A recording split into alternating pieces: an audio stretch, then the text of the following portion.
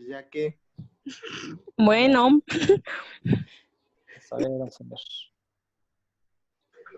¿Y logran verlo o no? No, ¿qué vemos?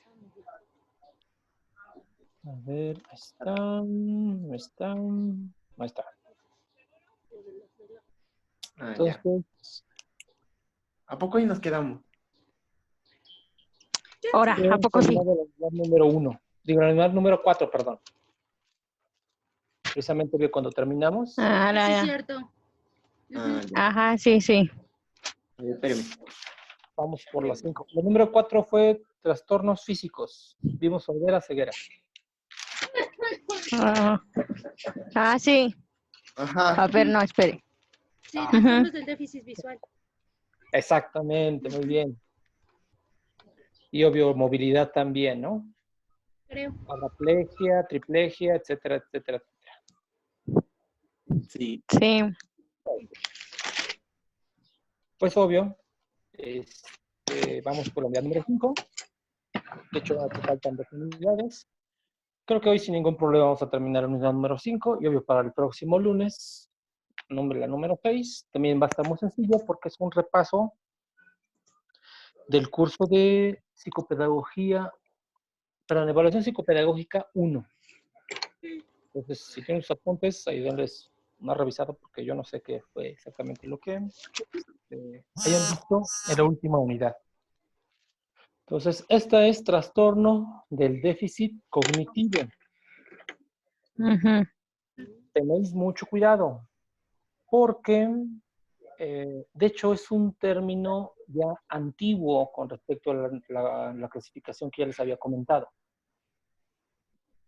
Entonces, como ya los habíamos comentado anteriormente, esta es nuestra referencia, es una referencia actual para hacer uso precisamente de conceptos adecuados con respecto a los trastornos. Todavía muchas personas siguen utilizando el DSM-4, pues eso ya desde hace un par de años ya dejó de funcionar. El DSM-5 actualmente es la literatura vigente. Ya saben, a través de la Asociación Americana de Psiquiatría. De acuerdo, obvio, con esta clasificación, se trata de lo siguiente. Cuando hablamos de discapacidad intelectual, o deficiencia cognitiva, hablamos de esto, de autismo y de discapacidad intelectual. Este subconjunto habla precisamente de 5 trastornos, que es lo que vamos a ver el día de hoy. Y obvio, les voy a dejar de tarea el déficit de atención con o sin hiperactividad.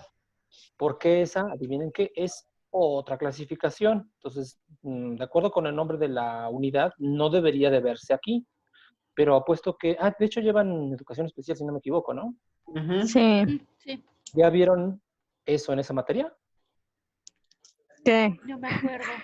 Trastorno por déficit de atención. Sí, pero a ver, me perdí otra vez. Pues de eso habla el trastorno. Entonces, No, pues eso sí. ya lo vieron en la Gracias. Te di el avionazo. para verlo. Bueno, de todos modos les dejaré la actividad. Está bien. Bueno. Entonces, ¡Esperen, he terminado! Ahora. ahí está. 5 trastornos. Yo creí que nos da 5 segundos. Espere. Sí, yo también dije.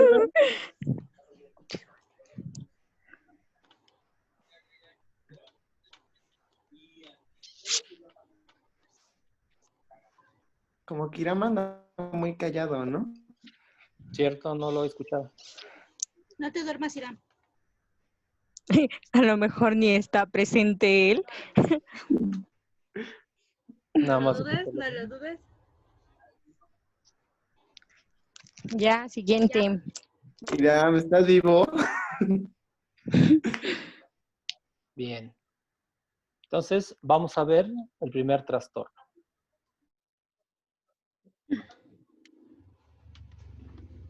Discapacidad intelectual.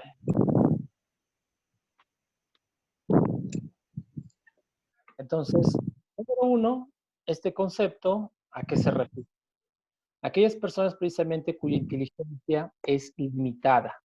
Ahorita vamos a ver las posibles causas.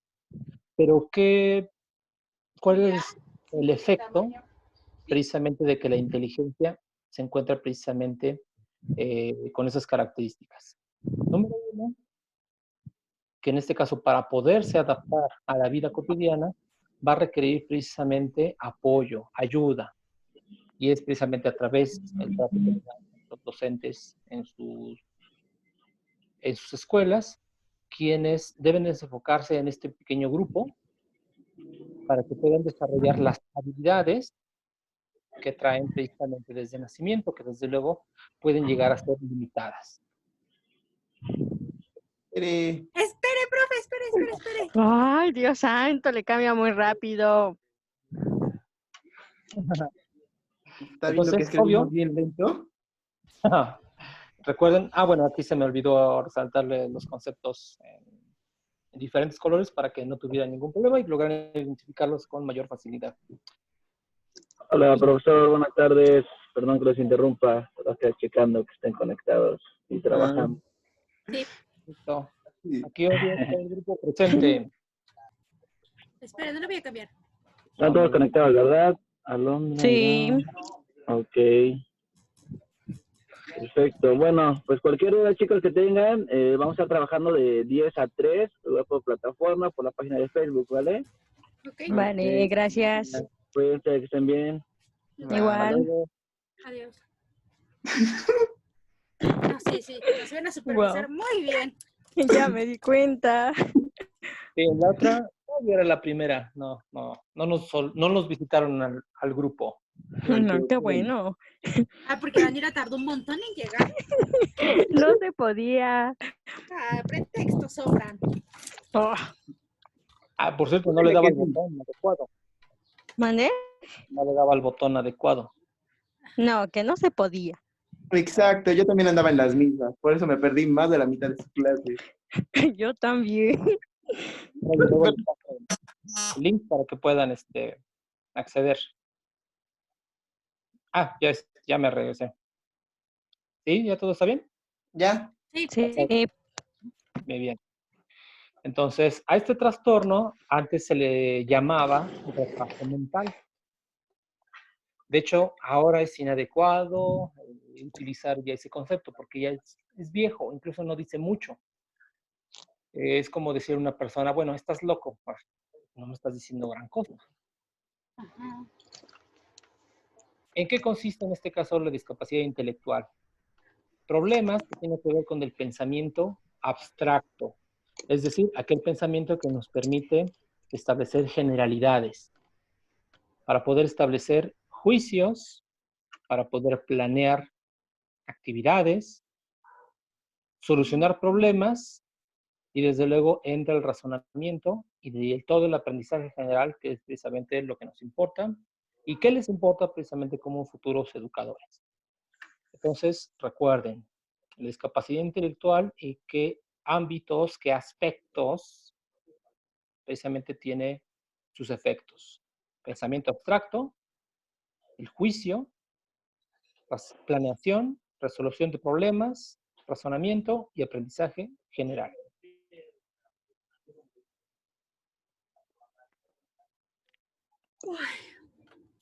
No te duermas. Ajá. No estoy durmiendo. Bueno, no bostes. Los refrescos, pero no puede salir.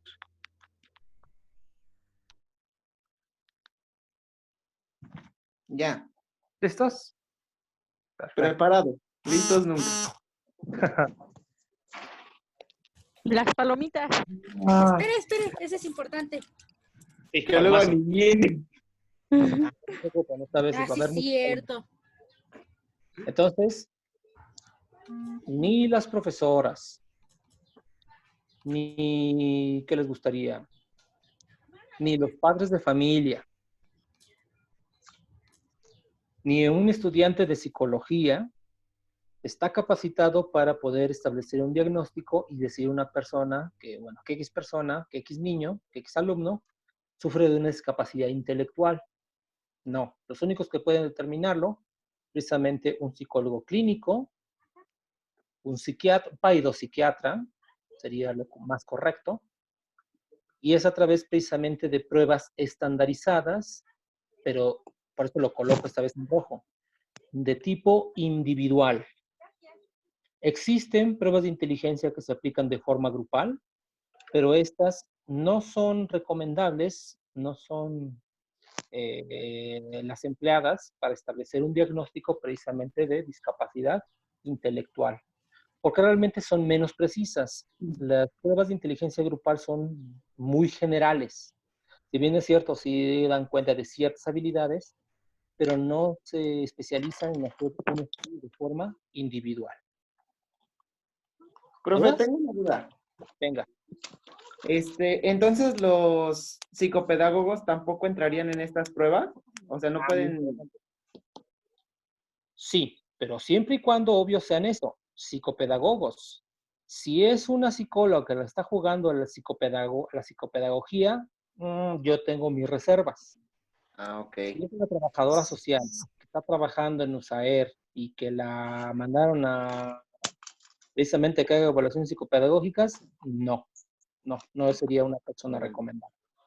Lo que sí pueden hacer ustedes como futuros docentes es precisamente pedir que se haga una evaluación psicopedagógica porque tienen sospechas de que cierto alumno tiene discapacidad intelectual, posiblemente, ahora sí como una hipótesis.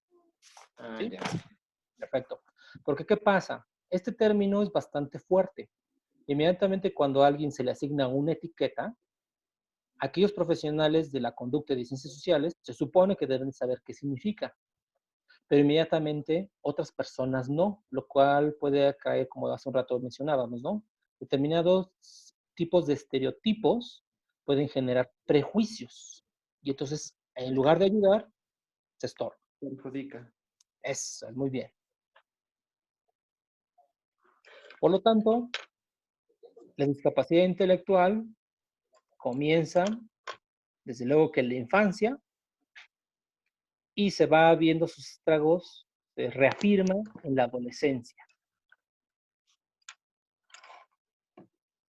Incluso estando en los primeros días de vida, si es que no tuvieron los cuidados perinatales adecuados, ya pueden verse ciertas manifestaciones. Pero si no es precisamente cuando empieza a adquirir el lenguaje,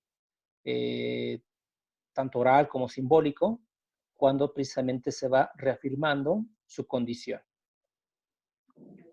Eso. ¿Cambio? No. No, Esperamos. pues sí. No hay de otra. Pues, estamos conectados. Pues sí, debemos de. Pero, no sé. ¿Qué pasó?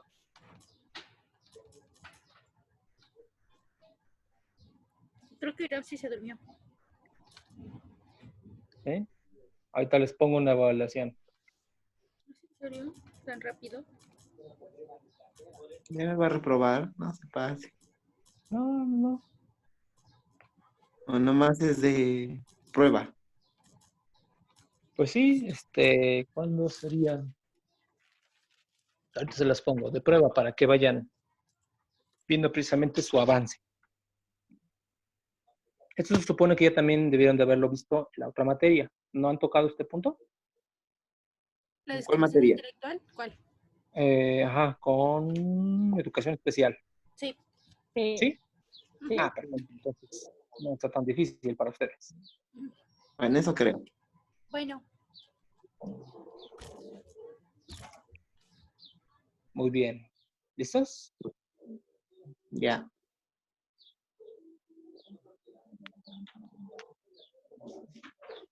Otro palomazo. usted no se Si cansa este de los comportamiento, como les palomazos, había mencionado, ¿perdón? ¿verdad? Continúe. Recuerdo que está siendo grabada, ¿eh? Sí. Entonces, cuando este Ah, comportamiento comienza en los primeros año y medio, 18 meses, se le debe de asignar precisamente este nombre. trastorno neurocognitivo mayor. Es el término actual. ¿Pero a qué se refiere? Pues precisamente demencia. Entonces, ¿qué es la demencia? Es precisamente cuando sus capacidades cognitivas no están desarrolladas o no están precisamente en un estado para poderse desarrollar.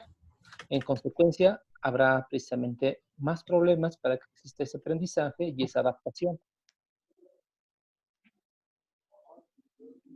Y por lo tanto, la condición de demencia y la discapacidad intelectual pueden darse al mismo tiempo.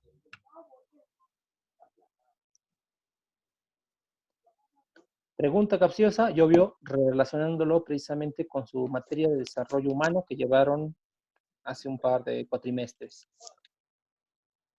A ver, dígame. ¿Existiría un trastorno neurológico mayor en uno de estos infantes de año y medio? ¿Cuáles serían las causas? O las causas más comunes. ¿Podría ahí entrar los golpes? Muy bien, ¿Alguna excelente. caída? Claudia. Traumas, muy bien. Trauma cráneoencefálico, muy bien. Ok, espere, lo apunto. Sí, ahora sí es el nombre decente para hacer referencia a este tipo de golpes, porque hace referencia precisamente a la zona en donde recibió precisamente el daño. ¿Cómo dijo? Profe, ¿lo puede volver a repetir, por favor? Traumatismo cráneoencefálico.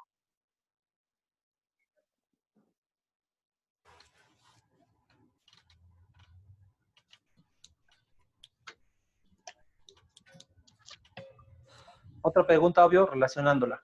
¿Por qué a esta edad son muy peligrosos los golpes o los traumas precisamente en la cabeza? ¿Por qué? Porque Usted no todavía no se... está bien desarrollado. Si te acercaste mucho, pero ¿qué no está bien desarrollado?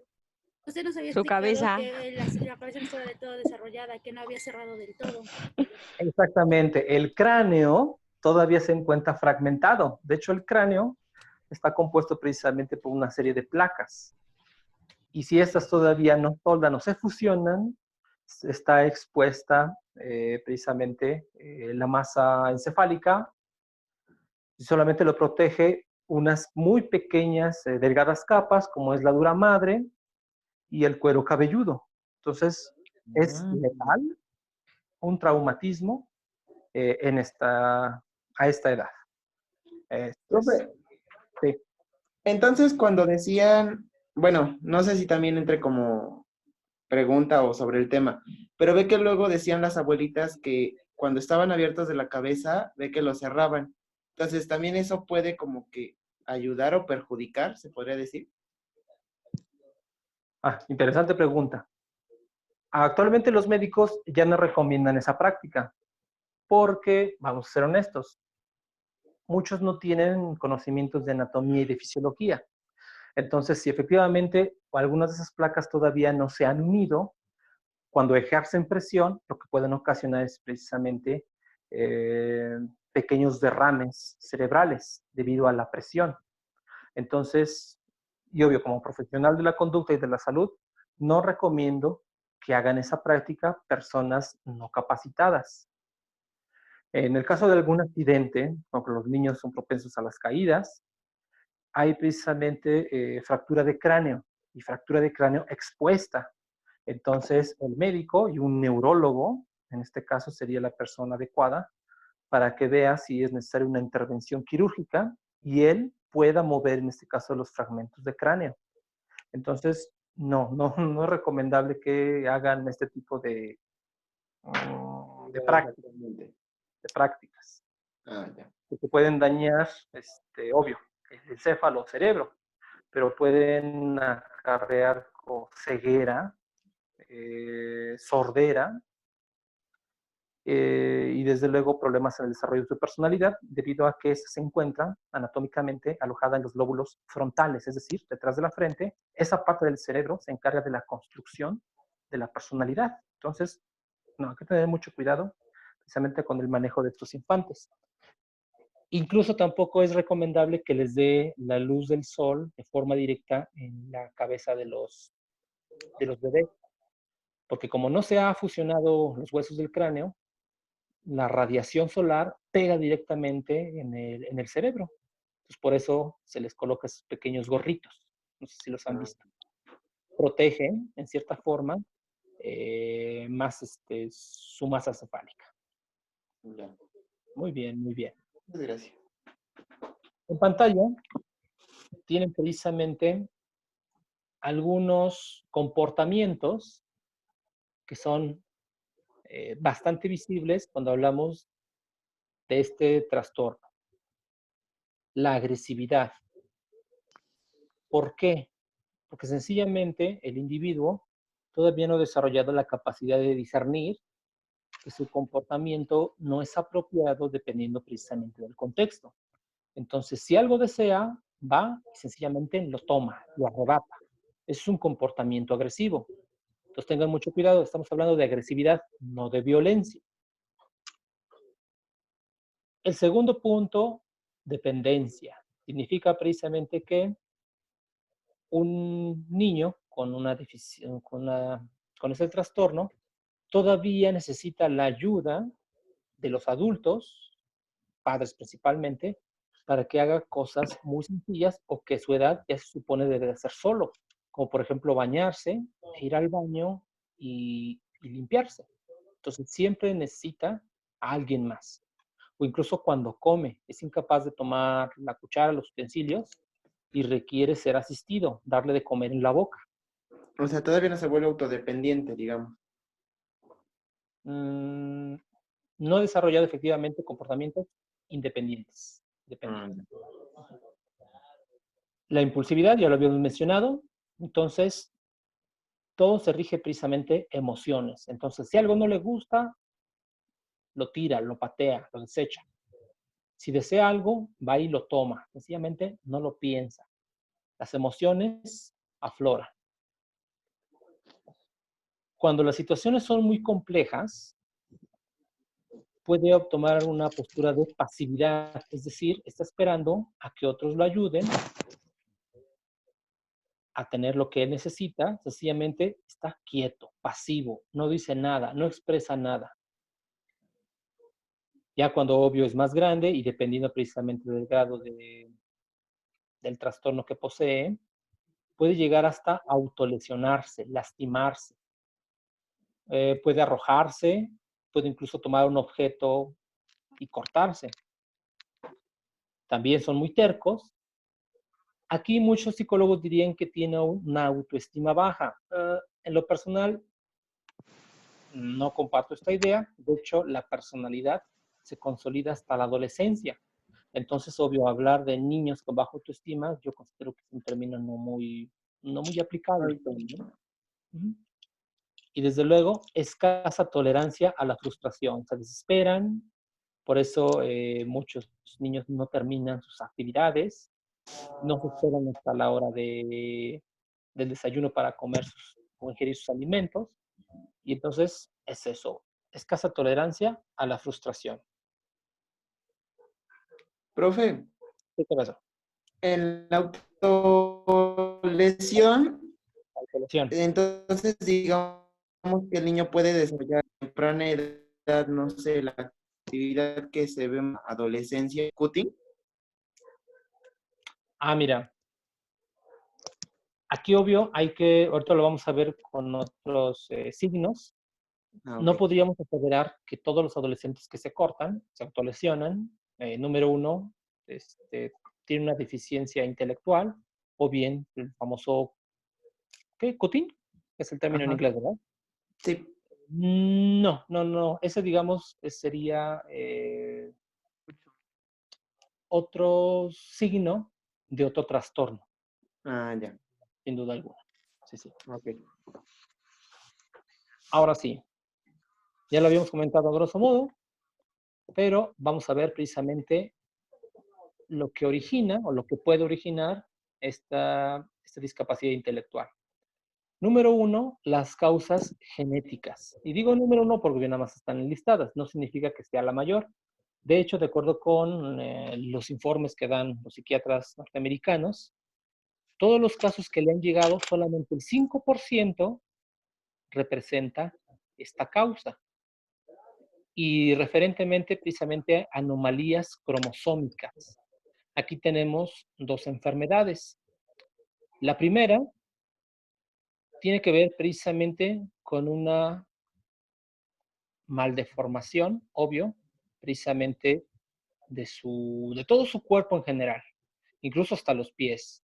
La cabeza es alargada, las orejas son grandes, el espacio precisamente de la bóveda craneal es muy reducida y por lo tanto no se puede desarrollar el cerebro de forma eficiente. O tenemos esta otra enfermedad, la esclerosis tuberosa. En esta se caracteriza, bueno, de hecho tengo una imagen más adelante, empiezan a presentar ciertos puntos rojos alrededor de la nariz. Esto, digamos, es un signo. ¿Esto qué trae consigo? Que el niño o la persona es propensa a generar tumores, tumoraciones. Y muchos de esos tumores también se pueden alojar en el cerebro o encéfalo. En consecuencia, estos tumores ocupan espacio, ejercen presión y en consecuencia se presenta el trastorno de deficiencia intelectual. Otros son los factores tempranos del embarazo, que de acuerdo con sus datos es 1/3, ese sí tiene un porcentaje muy alto, y se debe precisamente a anomalías eh, trisómicas, que comúnmente se le conoce precisamente como el síndrome Down. También puede ser cuando la madre, estando embarazada, consume sustancias, alcohol, drogas sintéticas, Es que ya está sofrado.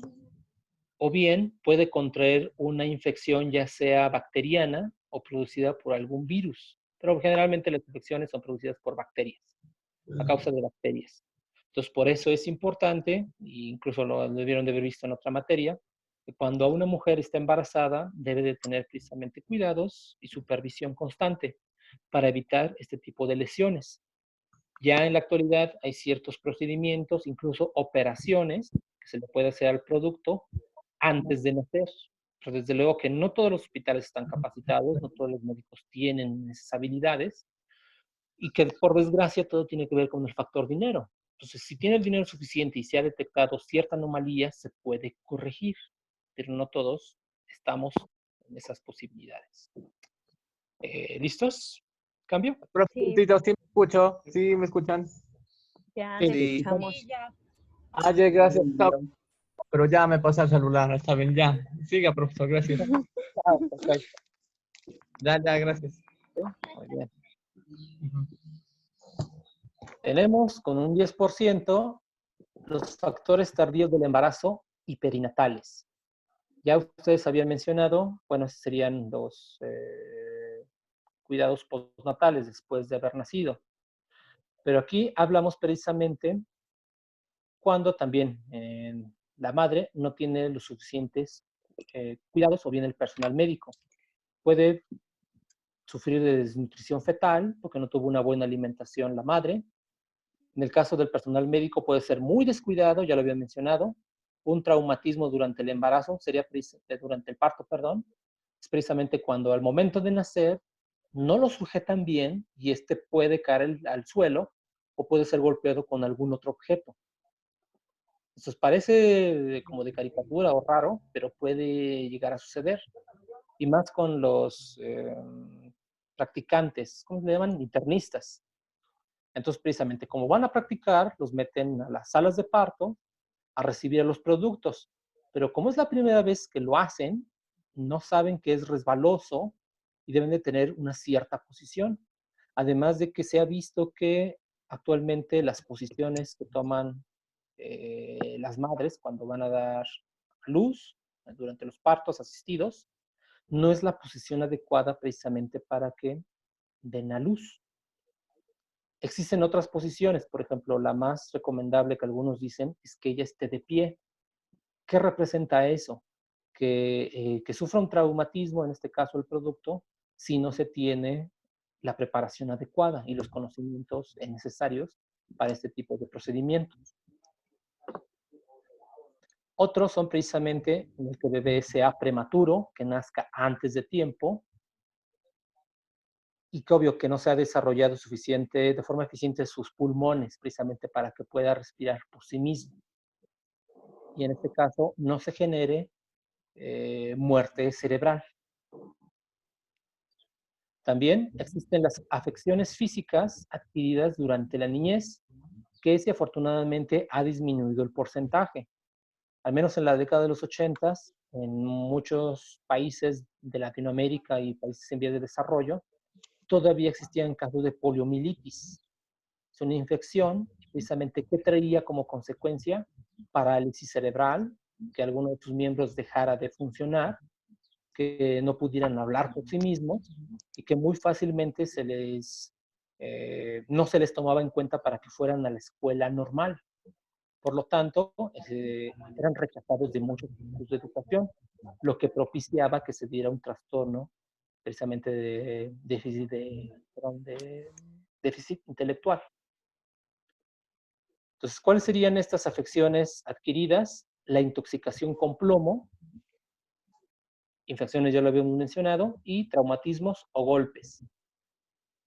Esto por intoxicación con plomo, ustedes dirán, ¿qué hacen o de dónde lo sacan? De hecho, todo objeto que posea color posee precisamente cantidades de plomo y este material ayuda precisamente para que se fije el color en superficies de plástico o metal. Entonces, de hecho, muchos de los juguetes tienen altas cantidades de plomo y no lo sabemos. Las envolturas precisamente de muchos alimentos poseen plomo. Entonces, es muy dado de que los niños tomen estos objetos y se los lleven a la boca. Entonces, no es recomendable que se lleven cualquier objeto que tenga figuras, que tenga colores. Incluso los lápices también poseen cierta cantidad de plomo. Hay unas marcas que sí se dicen certificado que posee, o al menos mínimas cantidades de plomo, o que no tiene. Pero realmente son muy pocos los productos que tienen esta etiqueta. Y además, productos de contrabando muy probablemente tengan grandes cantidades de plomo. ¿Todas? Ninguna, ¿verdad? Perfecto. No. Otra causa son los factores ambientales y desde luego los otros trastornos mentales, que estos ocupan precisamente otro 20%. ¿Se dan cuenta? Es un gran número. Entonces tenemos la privación cultural, que hace un momento lo mencionaba. Pues imagínense a una persona, a un chico que contrajo poliomielitis, se paralizó parte de su cuerpo, sus padres tratan de llevarlo a la escuela, pero la escuela lo rechaza, diciendo que no tiene las posibilidades precisamente para darle atención. Sucedió mucho en la época, repito, de los 70s y de los 80s. Entonces, esa privación de la educación hacía que los niños presentaran deficiencia intelectual, porque no se ponían a la par de sus pares, es decir, no aprendían al mismo tiempo y a la misma velocidad que sus compañeros de la misma edad. Hay muy pocos casos de que algunos niños desarrollen esquizofrenia a temprana edad. Estamos hablando a lo mejor de 1 o 2 casos entre 10,000. Esa causa es muy poco probable, pero aquellos precisamente que tienen alucinaciones visuales auditivas, precisamente pertenece a un trastorno mental que imposibilita, en este caso, la capacidad de aprendizaje. Y otro 30%, si se dan cuenta también, es un alto porcentaje, no se ha determinado con certeza las causas que originan precisamente esta deficiencia. Es decir, que prácticamente 3 de cada 10 casos no se sabe la causa efectiva. De hecho, por desgracia, a través de los diferentes medios de comunicación, se ha culpado a las vacunas que se le da precisamente a los niños, precisamente para prevenir enfermedades. Y me quedan pocos segundos, le ponemos pausa para que les envíe el nuevo enlace y nos volvamos a conectar en la segunda hora. Entonces, no se desesperen, nos quedamos aquí en las causas sin identificar. Vale. ¿No? ¿Eh? ¿No tan rápido? Se acabó ya los primeros 40 minutos. Ok.